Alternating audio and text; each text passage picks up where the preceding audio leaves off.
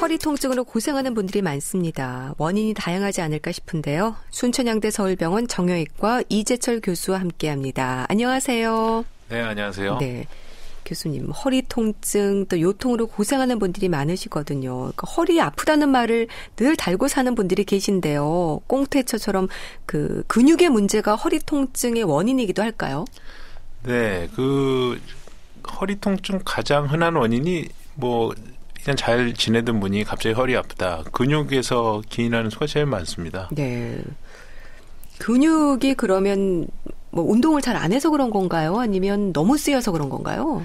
많이 써서 그러실 수도 있고요. 어떤 자세가 이제 삐끗한다고 하지 않습니까? 네. 그래서 그런 식으로 돼서 통증이 생길 수가 있습니다. 그래서 꼭 무슨 디스크나 네. 협착증이나 이런 병까지 아니어도 그 근육의 문제로 해서 통증이 일어나는 일이 가장 흔하겠죠. 네. 그렇다면 좀 허리 통증이 일시적으로 올 수도 있고 너무 오래 된다고 하면 좀 그건 문제일 수도 있겠네요. 그렇죠. 네. 흔히 말하는 허리 디스크나 척추관 협착증도 아니고 자세도 아니고 근육이 통증을 유발한다는 건 짐작을 못할 것 같은데 이건 어떤 의미일까요? 그래서 근육에서 이제 다른 팔다리나 이런 데서도 통증이 있을 수가 있습니다. 네. 근육이 문제가 돼서. 그런데 이제 저희가 기침을 한다. 그러면 감기가 제일 많잖아요. 네. 폐렴이나 무슨 폐결핵보다는. 그러니까 가장 먼저 생각할 거는 이제 근육에서 문제 생겨서 허리가 아프고 갑자기 급성 통증이 나타나는 일이 많고요. 네. 이게 이제 오랫동안 지속되고 잘 낫질 않는다. 그러면 이제 다른 원인이 있지 않나 생각해 봐야 되겠고요. 네. 허리만 아픈 게 아니라 이제 다리까지 저리고 아프다. 이렇게 되면 이제 신경이 눌리는 거니까 그런 경우에는 디스크나 협착증 등을 생각해 봐야겠습니다. 네. 그러니까 다리 저림까지 온다면은 디스크나 협착증까지 네. 생각을 해봐야 되는 거군요. 우리 허리에서 근육이 차지하는 부분이 어느 정도일까요? 근육이 이제 척추를 둘러싸고 있습니다. 네. 뒤에도 근육이 많고요. 앞쪽에도 척추의 양 옆에 있거든요. 그래서 이게 보시면 이제 제가 MRI 횡단면을 보고 환자들에게 설명을 하는데 척추의 양옆에 앞에 이렇게 동그란 근육이 두 개 붙어 있는데 네. 소에서는 안심이죠. 그래서 그 뒤에 있는 게 우리 보통 먹는 등심입니다. 네. 그래서 이 근육이 참 비슷하게 생겼다 그런 느낌을 MRI 보면 느끼게 되거든요. 그러니까 네. 가운데 뼈가 있고 그 뼈 척추체 사이에 디스크가 있어서 움직일 수 있게 돼 있고요.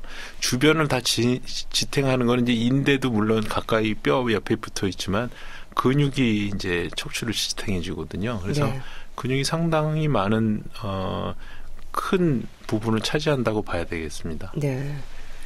요통이 있을 때 보통 이제 소염제나 근육 이완제를 복용을 하게 됩니다. 처방 없이도 약국에서 구입할 수가 있는데요. 이게 일시적인 통증 완화가 어찌 보면 해결법은 아니지 않나 싶어요. 그렇죠. 이게 요즘은 사실 병원 가기가 그렇게 어렵지 않죠. 동네 병원이나 이렇게 가기가 우리나라처럼 의료 접근성이 좋은 나라도 별로 없을 거예요. 그래서 약국에서만 약을 사 먹는다 이런 일이 좀 많지 않은 것 같은데 네. 그래서 소염 진통제나 근유환제 제가 어제 한번 약국에 가서 물어봤습니다. 그랬더니 기초적인 건 살 수가 있더라고요. 그래서 일반적인 약이긴 한데 네. 그래서 약을 구해서 드시는데 하루 이틀 정도야 드실 수 있겠지만 이게 잘 낫지 않는다 그러면 뭔가 좀 더 큰 문제가 있지는 않은가 이런 생각을 해봐야 될 것 같고요. 네. 가까이 있는 병원에 가셔서 의사 선생님하고 상의를 하고 필요한 검사도 받는다든지 이렇게 하시는 게 좋을 것 같습니다. 예. 특히 이게 습관적으로 계속 약만 사 먹고 견딘다 이거는 좀 좋지 않을 것 같습니다. 네. 통증의 원인을 알기 위해서 흔히 누워서 다리를 들어 올렸을 때 올라가지 않으면 허리 디스크, 팔이 저리면 목 디스크라는 말을 합니다. 이건 맞는 얘기일까요? 네. 되게 많이들 이제는 알고 계셔서요. 허리가 아픈데 이제 다리까지 저리고 아까 그러면은 이제 디스크일 가능성이 많다고 말씀을 드렸는데 네. 이게 신경이 가는 길을 따라서 이렇게 쭉 내려갑니다. 그래서 저는 어디가 아파요 하고 물어보면 내려가는 길이 맞네 그런 느낌이 이게 디스크인데 4번 5번 디스크면 다리 측면을 따라 이렇게 쭉 내려가거든요. 네. 그럼 보면 이분이 신경 따라 아프다 그러니까 디스크 같네 하고 저희 의사들은 생각을 하거든요. 그래서 특별한 그런 양상이 있습니다. 그리고 그 신경이 이제 어디 눌려서 잡혀 있기 때문에 디스크에 의해서 네. 다리를 이렇게 들어 올리면 다리를 쭉 펴서 이렇게 들어 올리면 다리가 찌릿하고 더 통증이 심해져 갖고 이제 뭐 맷도 들면은 막 아프다 그러고 하는 그런 진단법이 있습니다. 그러니까 허리만 아픈 게 아니라 다리까지 온 거죠? 그렇죠. 하지 직거상 검사라고 네. 하지를 이렇게 쭉 다리를 쭉 핀 상태에서 발을 잡고 이렇게 쭉 들어 올리면 환자가 이제 아프다 그러죠. 그러면 이제 이분이 디스크에 의해서 다리로 가는 신경까지 눌려 있는 모양이다 이렇게 생각을 하고요. 네. 목 디스크도 이제 어깨만 아픈 게 아니라 어깨로 해서 이제 팔까지 따라 내려가는 이런 통증이 있다 그러면 이제 신경 가는 길 따라 아픈 거기 때문에 네. 이분이 목 디스크가 있을 수 있겠다 이렇게 생각을 하고요. 목은 특히 뒤로 이렇게 신전을 해서 뒤로 제끼면 팔 증상이 더 심해지는 경우가 많습니다. 목을 뒤로 젖히면은? 네. 그러니까 아까 그 다리를 들어 올리는 검사도 유발 검사가 되겠죠. 더 심하게 만드는. 네. 근데 이 목을 또 뒤로 이렇게 제껴서 특히 아픈 쪽 팔로 이렇게 목을 이렇게 돌리면 얼굴까지 그쪽으로 돌리면 더 저리고 이런 증상이 나타나면 내가 지금 이 신경이 눌리고 있구나. 목 디스크나 허리 디스크로 다리로 팔로 가는 신경까지 지금 눌려 있구나 하는 생각을 의심을 해봐야 되겠고요. 네. 전문의의 진료를 받아보는 게 좋겠습니다. 그러면은 허리 디스크에 문제가 생기면 목 디스크에도 문제가 있다는 말을 합니다. 그러니까 척추의 구조로 볼 때 디스크 탈출의 위험이 동시에 진행되는 경우도 많은가요? 네, 이게 그 엄마 뱃속에 있을 때는 이제 그 둥그런 모양으로 있죠. 네. 근데 이 아기가 쓰려면 그 허리가 펴져야 되고 목이 펴져야 똑바로 설 수가 있는 겁니다. 그래서 우리 사람이 직립을 하고 그다음에 앉아 있고 그러려면 목하고 허리는 반대쪽으로 이제 둥그런 게 아니라 펴지는 그런 우리가 전만이라고 하는데요. 전만이 있어야 이게 펴지거든요. 근데 이제 이것 때문에 이제 목하고 허리에 여러 가지 문제가 생긴다. 그렇게 지금 생각을 하고 있습니다. 그래서 목 디스크하고 허리 디스크가 이제 목하고 허리가 생기지 흉추에는 디스크가 있긴 이제 거의 안 생기거든요. 네. 그런 특성이 있습니다. 그리고 이제 그 허리하고 목에 있는 디스크는 이제 같은 물질이죠. 그러니까 어떤 유전적으로 나는 우리 어머니가 그렇고 아버지가 그러셔서 그렇게 얘기하시는 환자들이 많은데 네. 아주 그렇게 뚜렷한 유전적인 요인, 이게 유전병이다 이렇게 생각은 안 합니다. 목 디스크, 허리 디스크가. 그런데 어느 정도 그 생화학적인 그런 그 사람의 체질 때문에 그 허리 디스크 있는 사람이 목 디스크도 오고 이런 일은 흔히 보게 되거든요. 그래서 이제 그런 경향은 있는 것 같습니다. 제가 진료하면서 보면. 네. 그럼 허리와 목, 고관절까지 척추에 문제가 생기면 나타나는 증상들이 있을 것 같은데요. 각각의 특징적인 부분들이 있는 걸까요? 근데 고관절은 좀 다르죠. 힙 관절이니까 이건 관절에 문제가 생기는 거는 고관절에 문제가 생기는 거는 이제 예전에 이제 그 술 많이 드시는 분들 아니면 스테로이드 약물 많이 쓰신 분들이 생기는 무혈성 괴사 이런 질환이 있고 네. 이제 고관절은 이제 퇴행성 관절이 이제 오는 수도 있지만 우리나라 사람들은 이제 양반다리 좌식 생활이 많아서 그런지 서양 사람들과 달리 퇴행성 관절은 고관절에 잘 오지가 않습니다. 우리나라 사람은 무릎에 오죠. 무릎에 퇴행성 관절이 많이 오지. 네. 고관절은 백인들, 미국 사람들은 많이 오는데 서양인들은 많이 오는데 우리나라 사람들은 잘 오지 않습니다. 좀 다르고요. 허리하고 목의 디스크는 이제 허리 디스크는 아까 말씀드린 것 같이 요통이 있을 수도 있고 요통이 없으면서 다리만 저릴 수도 있습니다. 그럴 수 있군요. 협착증도 그렇고요. 예. 그래서 난 다리가 아픈데 왜 무슨 허리 얘기를 하냐 허리는 그러는데 괜찮은데. 근데 찍어보면 이제 거기서 신경이 눌려서 지금 다리가 저리고 하는 거거든요. 그런 양상으로 올 수도 있고요. 그다음에 목에서 있는 목 디스크 현상도 팔이 저리는 증상으로 주로 나오는 분들도 있습니다. 어깨부터 상완에서 전완 부위 이렇게 손까지 저릴 수가 있는데요. 다양한 양상으로 나올 수가 있는데 목 아픈 거는 그렇게 심하지 않을 수도 있습니다. 네. 근데 대부분 목하고 무슨 관련이 있죠. 목을 이제 이거 움직일 때 필 때 아니면 그럴 때 뭔가 팔로 가는 그 목이 아프면서 같이 간다든가 이런 게 있어야지 그냥 손만 저리다. 그러면 손목 터널 증후군이나 이런 게 더 흔하겠죠. 그렇군요. 네. 노인들은 나이 탓으로 생각해서 참고 또 비교적 젊은 층 같은 경우는 마사지 같은 거 받으면서 또 버티고 그래서 또 버티는 분들이 많으신데 이렇게 척추 건강 역시 방치할수록 위험이 더 커지는 거겠죠. 그렇죠. 그래서 그 제일 중요한 거는 이제 뭐 바른 자세와 그 운동을 좀 해줘야겠죠. 네. 이게 근육이 되게 이제 점점 약화가 되거든요. 그래서 나이가 이제 젊었을 때 근육량보다 사람이 계속해서 근육량이 줄어듭니다. 그리고 가장 많이 변하는 시기가 여자분들은 이제 폐경이라는 그 폐경. 이벤트가 있기 때문에 네. 이게 그 성호르몬이 안 나오게 되면 근육은 매우 이렇게 빠르게 감소가 되거든요. 네. 그러니까 척추를 이렇게 잘 지탱해주던 근육이 이제 폐경을 겪게 되고 그 다음에 이제 나이가 들어감에 따라서요 근육량이 막 줄어들게 됩니다. 그러면 이제 나이가 들어서 추간판이나 그러니까 디스크 같은 게 이제 좀 퇴행이 되면 근육이 더 잡아줘도 지금 시원찮은데 네. 근육까지 같이 약해지니까 가속화돼서 이제 척추에 여러 가지 문제가 나타나게 되는 거죠. 그래서 네. 척추 근육을 강화시켜 줄 수 있는 여러 가지 운동을 좀 해주는 게 상당히 중요하죠. 네. 자세가 또 중요하다고 하셨는데요. 앉아있을 때와 선 자세, 걸음걸이, 누운 자세, 자세도 여러 가지입니다. 가장 잘못된 자세는 어떤 거고 또 올바른 자세에 대한 설명을 해 주신다면요. 그 허리에는 가장 허리에 무리가 안 가는 건 누워 있는 거죠. 누워 있는 거. 그 다음엔 네. 서 있는 겁니다. 예. 가장 스트레스가 많이 가는 건 앉아 있는 겁니다. 아, 앉아 있는 게 예. 가장 무리가 예. 가는 거군요. 치료에 있어서는요, 비수술적인 방법이 1차적으로 권해지는데요. 어떤 방법들이 있을까요? 그 대부분의 요통은 좋은 소식은 80, 90% 다 그냥 저절로 좋아집니다. 아, 네. 그런가요? 네.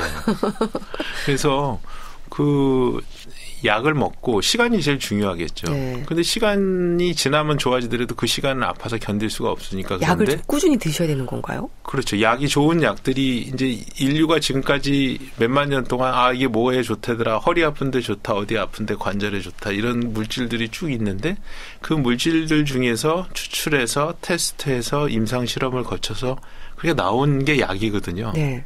그러니까 이 약이라는 것을 약을 먹어서 진통제니까 좋아진 게 아니냐 그러지 마시고요. 약은 좀 쭉 의사의 처방에 따라서 좀 드시면서 네. 본인이 이제 그 기간 동안 재활 운동을 하고 이제 여러 가지 운동을 할 수 있겠지만 이제 체조를 가르쳐드려도 제대로 못 하시는 분이 많아요. 그래서 가장 경제적이면서도 쉽게 할 수 있는 게 걷기라고 그러거든요. 걷기요. 네, 네.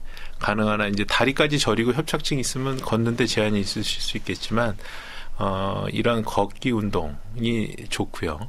그다음에 또 여러 가지 이제 체조가 있습니다. 네. 그건 이제 그 가까운 병원들을 방문하시면 체조에 대해서 또 가르쳐 줄 수가 있겠고 여러 가지 인터넷 매체로도 요새 많이 나와 있거든요. 근데 기본적으로 체조가 요즘은 이제 허리를 신전하는 뒤에 있는 신전근을 강화시키는 운동을 신전근이요. 많이 뒤에 있는 등을 이렇게 피는 근육이 이제 뒤에 있죠. 예. 구부리는 근육이 앞에 있고요.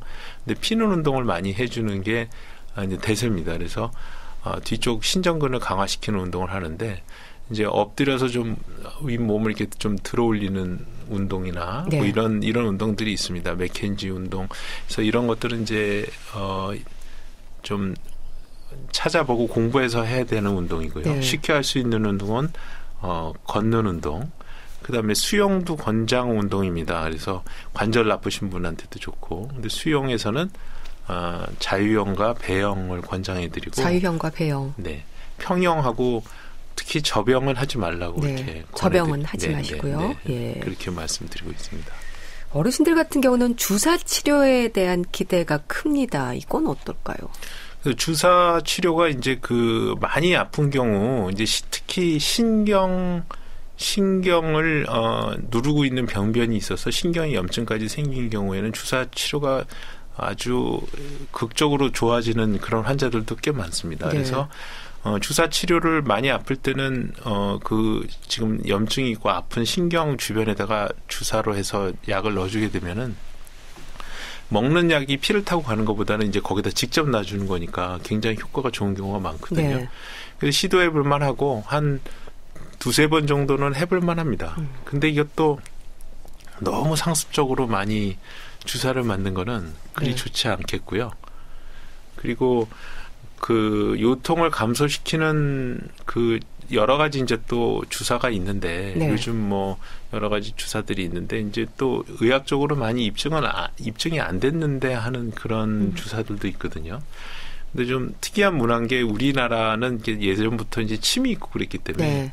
그런 이렇게 찔러서 주사로 해서 좋아진다 이런 거가 굉장히들 좋아하시는 것 같습니다. 예. 그래서 주사 치료는 그 너무 남용하지는 않아야 되겠고요. 그리고 꼭 필요한 경우 급성 통증에는 좀 효과가 있을 수도 있으니까 네. 뭐 시도해 볼 수 있겠는데 좀 정식으로 교육을 받고 면허가 있는 분들에게 좀 적절하게 가서 받아야겠죠. 예. 근데 다들 효과를 보시면 자꾸 주사를 놔달라고 할 것 같은데요. 주사 치료 주기 같은 게 있습니까? 그 보통은 주사제에 이제 그 염증을 가라앉히는 성분으로 이제 스테로이드도 추가가 되거든요. 네. 그러니까 스테로이드는 잘 쓰면 명약이지만 너무 많이 쓰게 되면 부작용이 생기는 그런 대표적인 약물인데요. 그래서 보통은 2주 이상의 간격을 두고 한 두세 번 정도, 6개월, 총 6개월 기간에 한 두세 번 정도 6개월에 시도하라고. 두세 번 정도만. 예. 한 세 번까지 그렇게 이제 교과서에서는 권하고 있습니다. 그래서 그걸 2주마다 뭐 3주마다 한 달마다 가서 계속 맞는 거는 좀 문제가 있을 수가 있습니다. 그래서 스테로이드를 물론 포함하지 않으면은 괜찮을 수는 있어도 주사 치료를 또 너무 길게 끌고 나가는 거는 좋지가 않겠고요. 네. 급성기 증상을 주사로 도와주고 그다음에 환자의 그 재활 치료, 그러니까 운동이나 뭐 이런 걸로 해서 환자를 재활하는 그런 방향으로 점점 가야 환자가 이제 회복을 하고 진정한 치료가 되겠죠. 네.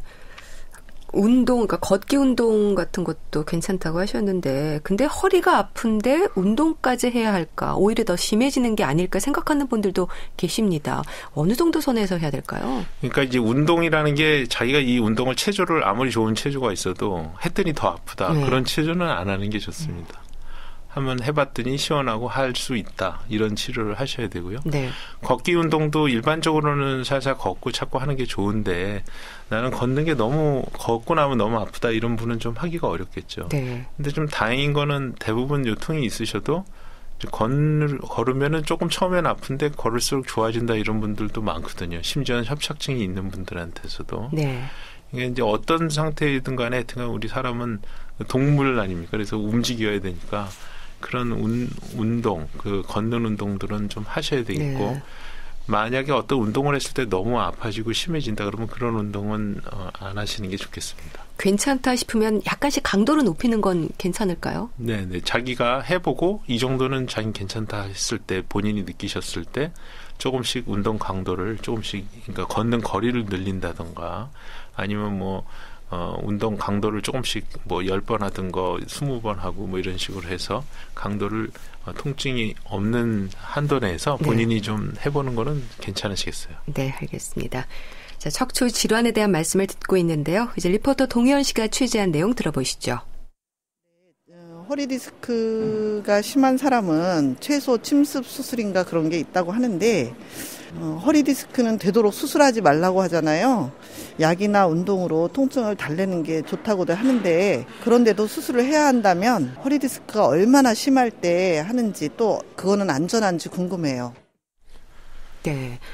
허리 디스크는 되도록 수술하지 않는 게 좋다는 말을 저도 들었습니다. 수술로 인한 위험이라든지 합병증을 걱정하지 않을 수가 없는데 수술을 해야 될까요? 어떻게든 버텨볼까요? 그래서 이제 어느 정도 수술 아프다고 해서 아주 극심한 통증이 있고 큰 디스크가 나와 있다. 네. 그러면 이제 너무 아파서도 해야 되는 분들도 많습니다. 우리 같은 척추하는 의사들 중에서도 그것 때문에 자기 도저히 못 견뎌서 조기 수술을 받았다 이러시는 분들이 있거든요. 너무 많이 아프면은 어디 견딜 수가 없죠. 그렇죠. 근데 보통 이제 견딜 수 있고 약으로 치료하고 하면은 어느 정도를 기다려보라 그러냐. 6주를 기다려보라고 돼 있습니다. 네. 예. 6주면 한 달 반이거든요. 한 달 반 정도를 약을 먹고 치료를 했는데도 이게 영 좋아지지가 않고 MRI나 이거 찍어봤더니 의사 선생님이 뭐 별로 대단한 디스크가 없는데요. 그게 아니고 꽤 큰 디스크가 나와서 신경을 꽤 누르고 있고요. 6주를 약을 먹고 이렇게 치료를 해봐도 안 좋아진다. 그러면 수술하라고 우리 교과서에 돼 있습니다. 그거는 이제 뭐 한두 명 한 게 아니라 우리가 이제 뭐 몇십 년 동안 수만 명 그 결과를 가지고 이제 그 교과서에 나오는 거니까요. 네. 그래서 그런 경우에는 수술을 받아야 될 경우에는 받아야 됩니다. 제 생각에. 왜냐하면은 이게 사실 수술 결과가 척추 디스크 수술해서 신경 누르고 있는 걸 제거하면 굉장히 결과는 좋거든요. 그리고 굉장히 위험하고 합병증이 많은 수술이냐 꼭 그런 건 아니에요. 굉장히 결과가 좋은 편이니까 최대한 수술을 안 하려고 해보되 이게 수술이 어느 한계가 있어서 그냥 비수술적인 치료로 안 된다. 그럴 때는 이제 수술을 해야겠죠. 그렇게 해야 되는 것이고 특히 이제 절대적으로 수술해야 되는 경우가 있습니다. 디스크가 너무 크게 나와서 소대변이 마비가 됐다든가 아니면 이제 뭐 다리 신경이 마비돼서 이제 뭐 발이 안 올라가고 일상생활을 못할 정도가 되면은요. 이게 신경 마비 같은 게 있을 경우에는 좀 조기에 수술하는 게 더 낫겠죠. 마비가 풀어지려면 빨리 수술해야 되고 특히 소대변 마비가 왔다. 이거는 뭐 밤에라도 응급수술 들어가는 그런 상황입니다. 그래서 수술을 해야 될 경우는 해야 되겠고요. 수술을 한다면은 요즘은 예전에는 이제 크게 열고하는 방법밖에 없었는데 요즘은 이제 수술하는 현미경이 발달해서 그 뭐 척추 디스크 수술해도 한 2, 3cm 정도 절개로 다 안이 보이거든요. 그래서 수술을 할 수가 있고 특히 또 최소 침습 수술은 조그마한 튜브를 박아서 현미경으로 보거나 2cm 정도 이하에 그다음에 내시경 이제 관절경에 쓰는 관절경 등을 통해서 또 수술을 할 수가 있습니다. 그래서 그런 수술법들이 여러 가지 수술법들이 좀 나와서 지금 우리나라 굉장히 척추 수술이 좀 발달된 나라입니다. 그래서 다른 나라에서 보고 올 정도로 그런 나라여서 꼭 필요한 경우에는 해야 되겠고 요즘은 점점 어떻게 하면 최소 침습으로 해서 환자들에게 많은 상처가 더 작으면서 피도 덜 나고 회복도 빠르고 통증도 적은 치료를 해줄까 이거를 많이 연구하고 많은 방법이 개발되어 있기 때문에 그런 방법으로 수술을 받게 되면 회복이 좀 과거에 많이 열고 하는 방법보다 좀 빠르고 덜 아프겠죠. 그러니까 최소 침습 수술이라는 게 말 그대로 최소한의 절개로 수술을 진행한다는 얘기인가요? 그렇죠. 그렇군요.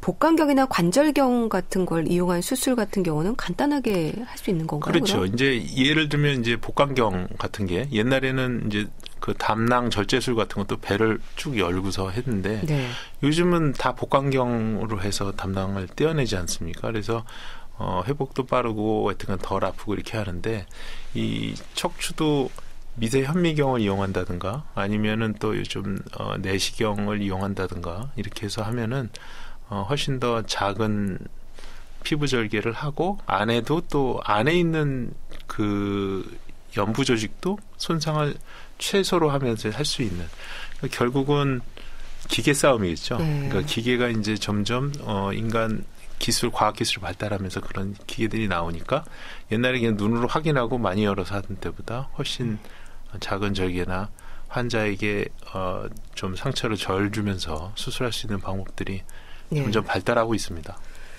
그러면 회복이 빨라서 일상생활로 복귀하는 게 또 빠르겠네요. 그렇죠. 빨라지죠.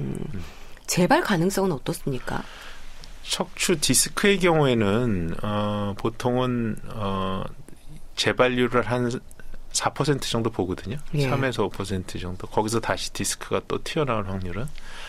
그런데 이제 제가 설명을 드리는 게 이게 이제 협착증은 좀 그 다음 단계죠. 디스크만 튀어나온 게 아니고 뒤에 후방 관절도 더 커지고 인대도 두꺼워지고 그러면서 앞쪽에서 디스크만 나온 게 아니라 뒤에서 또 그런 이게 퇴행성 변화에서 이게 자라 들어가면서 이 척추관이 좁아지거든요. 그러니까 이제 이런 변화는 연령이 점점 나이가 들면서 이제 생기는 변화인데 제가 그래서 설명을 환자분들한테 들을 때 저는 이제 그 디스크만 띄거나 좁아진 데만 살짝 넓혀주는 수술을 하는 거는 이빨로 치면은 썩은 부분만 이렇게 갈아내는 그리고 다시 그 이빨을 쓰게 하는 방법이고요. 네. 근데 그게 어느 정도 이상이 지나가게 되면은 이빨도 임플란트 하지 않습니까? 그렇죠. 그러니까 그럼 척추도 마찬가지입니다. 그래서 어느 이상 상하게 되면은 이거를 그런 치료만 해서는 환자가 금방 또 다시 나빠질 수 있고 그다음에 통증이 계속될 수 있기 때문에 임플란트하는 수술을 권하게 되는 거죠. 그래서 네. 환자의 그 상태나 정도에 따라서 그 수술이 달라지는 겁니다. 네. 노인들 같은 경우는 이제 수술 자체에 대한 부담과 위험이 있지 않을까 싶은데요. 어떤 분들에게 수술이 좀 고려되는 걸까요? 요즘은 이제 예전에 제가 레지던트 하고 이럴 때는 20년이 넘었는데요. 네. 그 예전에는 저는 70대 넘는 분 별로 수술해 본 적이 없는 것 같아요. 거의 60대, 50대 이런 분들만 수술했는데 네. 요즘은 수술하는 대부분의 분이 70대세요. 근데 그때 60대 분들 정도의 건강이 지금 한 70대 분들 정도의 건강 상태와 비슷한 것 같습니다. 예. 그래서 많이 예전보다는 수술하는 연령층이 고령이 되었고요. 80대 넘어가는 분들도 수술하는 분들 꽤 있습니다. 네. 건강하신 분들. 제가 말씀을 드리는 게 60대인데 여러 가지 병이 있는 분들보다 건강한 80대 분들이 더 훨씬 안전한 거거든요. 그 개인차가 있기 때문에. 그 사람의 건강 수준이나 갖고 있는 병들을 이제 평가해서 수술을 해야 되는 거죠. 네. 너무 좀 몸이 안 좋은 분한테 아무리 뭐 임플란트 그러니까 하는 수술을 필요할 것 같아도 그런 수술이 무리가 될 수 있거든요. 그런 분 할 수 없이 좀 작은 수술로 해야 되고 그런 거를 결정하는 게 어떤 적절한 수술을 해야 될까를 결정하는 게 이제 의사의 역할이라고 봐야겠죠. 네. 그럼 수술을 생각을 할 때 환자나 보호자가 확인하고 살펴야 하는 부분이 있다면 어떤 게 있을까요? 이제 요즘은 물론 어디서 수술하라 했다고 그냥 단박에 수술하는 분이 별로 없더라고요. 예. 그래서 예. 이제 여기 가서도 물어보고 저희 가서도 물어보고 그러시죠. 예. 이제 그런 영어로는 이제 세컨 오피니언이라고 다른 사람의 의견, 다른 의사의 의견을 들어본다 이렇게 그런 절차를 한번 밟아보시는 것도 좋겠고요. 네. 그 선생님이 신뢰할 만하고 그다음에 자기가 계속 봐오시던 선생님이면 권유를 들으셔서 하셔도 되고요. 꼭 다른 사람을 꼭 보는 게 봐야 되는 건 아니고요. 네, 알겠습니다. 자, 건강정보 예스오근도 오늘은 척추 질환에 대한 궁금증 풀어봤는데요. 순천향대 서울병원 정형외과 이재철 교수와 함께했습니다. 말씀 감사합니다. 네, 감사합니다.